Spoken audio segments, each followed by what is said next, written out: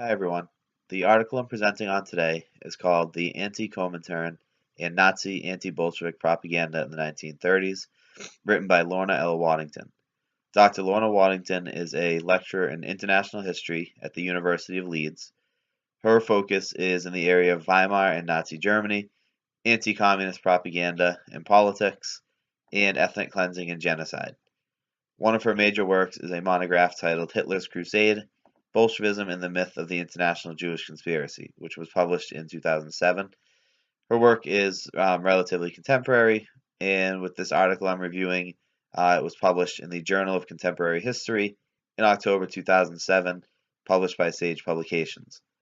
In this particular article, Waddington is looking at a topic that has not been addressed all that much in detail, and that is an organization called the Anti-Komintern and the role that it played in the anti-Bolshevism movement and propaganda against Bolshevism in Germany as well as abroad.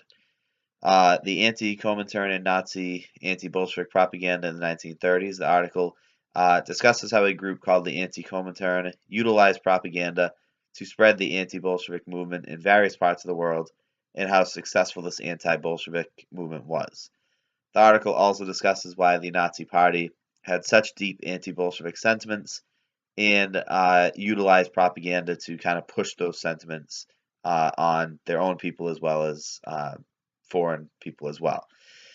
The article focuses largely on the time frame of the 1930s, looking at anti-Bolshevism in Germany, as well as throughout Europe and various countries such as Britain, as well as using the example of the Spanish Civil War as a case study for the work the Anti-Komintern did and how they used anti-Bolshevik propaganda. The article also discusses important Nazi figures such as Joseph Goebbels and Eberhard Taubert, who played roles in the anti-Bolshevik movement and using propaganda to spread this movement throughout Germany, as well as throughout Europe and other parts of the world. The thesis Waddington presents in this article is that the Anti-Komintern, despite being a relatively lesser-known group that largely worked quietly behind the scenes, they were able to successfully promote anti-Bolshevism through the use of propaganda in a number of different parts of the world and played their part in German attempts during the mid-1930s to ostracize and isolate the Soviet Union. The anti-Komintern played a role in encouraging people that Bolshevism was a bad thing and that the Soviet Union posed a threat to Germany as well as to the rest of the world. The effect was sort of twofold. So at home within Germany, people disliked Bolshevism because they were convinced Bolshevism was something that was, directed by the Jews, and that the Jews saw Germany as the chief obstacle to their ultimate goal of world revolution, and that what was ultimately coming was a life and death struggle with Bolshevism.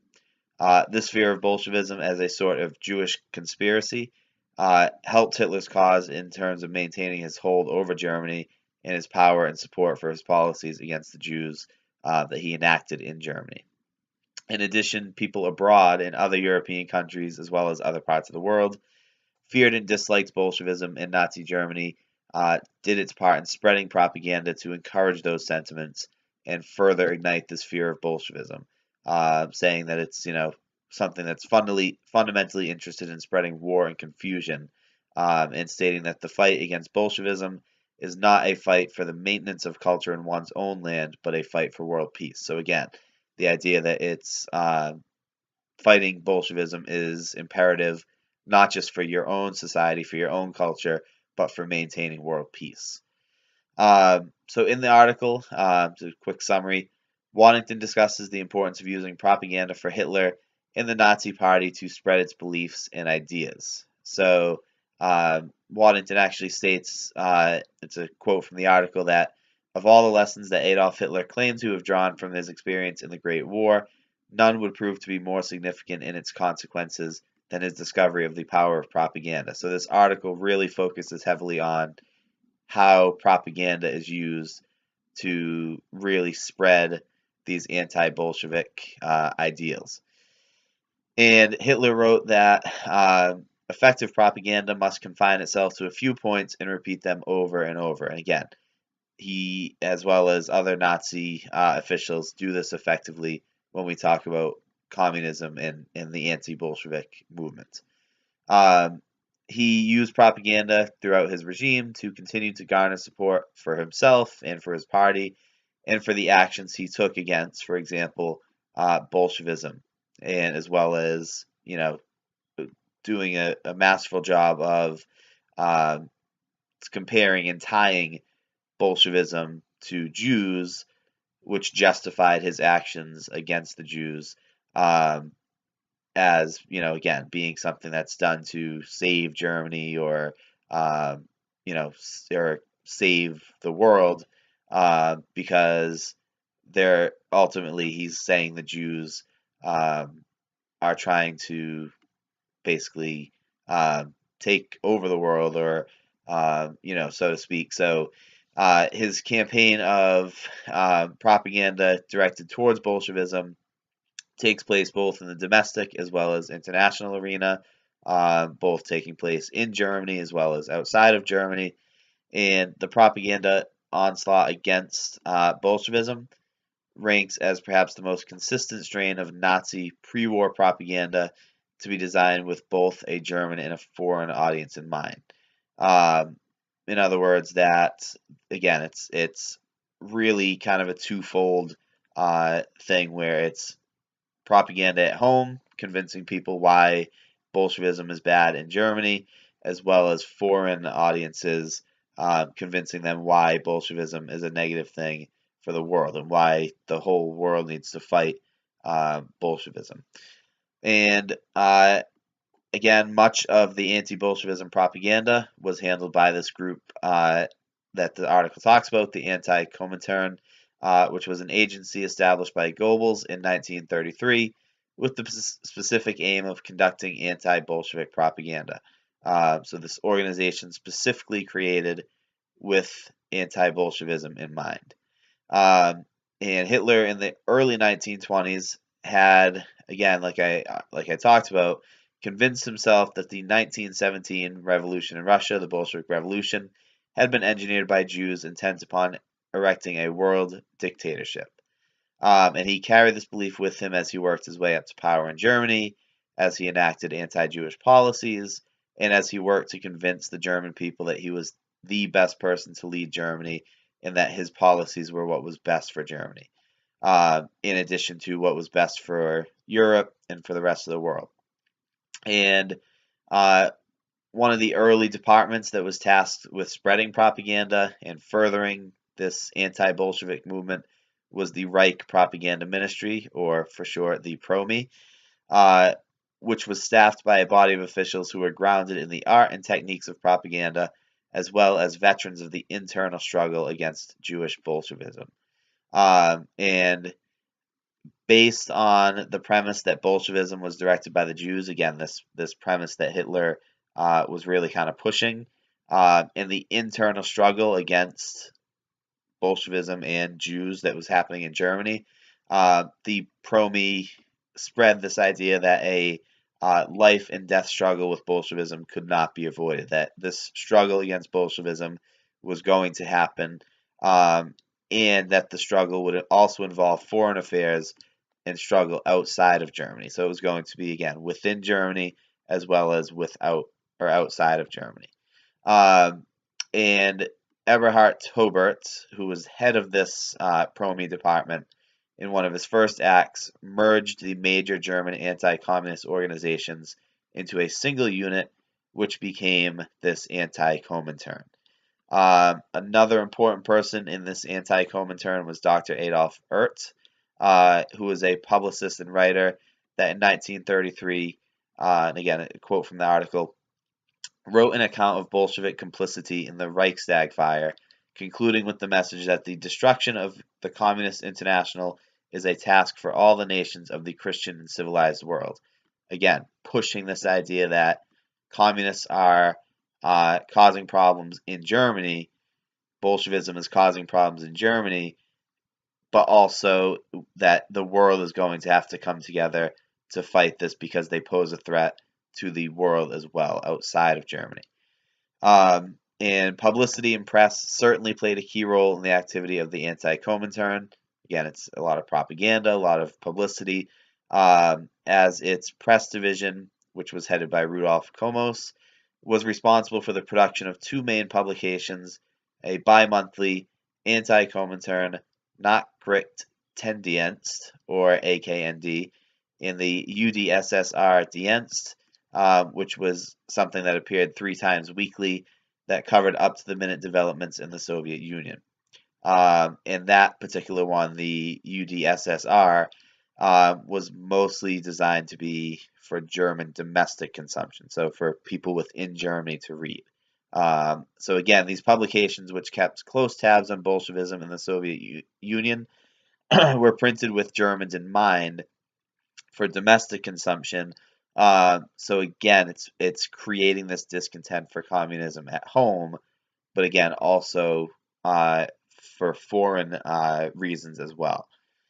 So Hitler and the Nazi regime disliked communism, felt that it posed a threat to Germany as well as to Europe as a whole, and again, they equated the Bolshevik movement with Jews, so therefore are making it a point to ensure that the German people hated Bolshevism, and because the Jews are responsible for it, according to Hitler, also saying that attacking the Jews is the same as attacking Bolshevism. So that, again, his policies towards the Jews at home are then therefore, okay, because they're responsible for Bolshevism. And this is that connection that I, kind of made from this article, is that connection of the Jews are responsible for Bolshevism, Bolshevism is bad, so Hitler's policies then are good for Germany as well as for the world. And that's that kind of a connection between the two. In terms of viewing Bolshevism as a foreign threat and a threat to the whole of Europe, Tobert stated that when speaking at a conference to representatives of other European and non-European nations, that Germany no longer stands alone in its fight against Bolshevism, and that in order to combat it effectively, it is necessary for all the healthy forces of the world to come together. Also stating that the fight against Bolshevism is not a fight for the maintenance of culture in one's own land, but a fight for world peace. So here's an interesting kind of attempt of Germany to work with other nations against what they viewed as a common enemy in Bolshevism and the threat that Bolshevism posed. So at this point, moving away from the home and the, propaganda to get people at home to really go against Bolshevism, now saying we also need to work with other countries, other people in the world to fight this common enemy that poses a threat to everybody. So kind of an interesting piece there as well. And the Anti-Komintern was active in a number of different parts of the world, spreading propaganda and publications against Bolshevism. For example, in Spain, when the Spanish Civil War was taking place, the Anti-Komintern worked to supply national Spain with material for it to base its own anti-Bolshevik propaganda on. They, spread propaganda that then they hoped Spain, the Spanish nationalists, would base propaganda against Bolshevism on itself. Same thing kind of in Brazil. Anti-Komintern publications were translated into Portuguese for distribution and serialization in newspapers. And the organization was centrally involved in the launching of a weekly anti-communist newspaper, which was called Anti-Komintern. In the summer of 1938, the Anti-Komintern engaged itself in the Sudeten crisis, stating that Czechoslovakia was little more than a platform for the projection of Soviet power and Bolshevik doctrines into the heart of the continent. They also accused Britain of supporting Bolshevism, being Bolshevik sympathizers, as the relationship between Germany and Britain kept getting worse. So clearly, as much as anti-Bolshevism was prevalent at home within Germany, the Anti-Komintern also worked to spread propaganda throughout the world about the dangers of Bolshevism. So it certainly is both at home as well as abroad that we see Germany fighting against communism, against Bolshevism.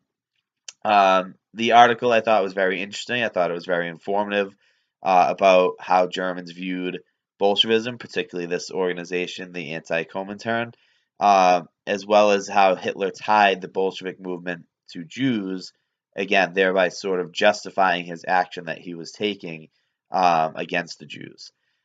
Certainly an important aspect of the historiography of Nazi Germany because of how important anti-communism was to the Nazi Party, to maintaining power, to Hitler, again, justifying his actions.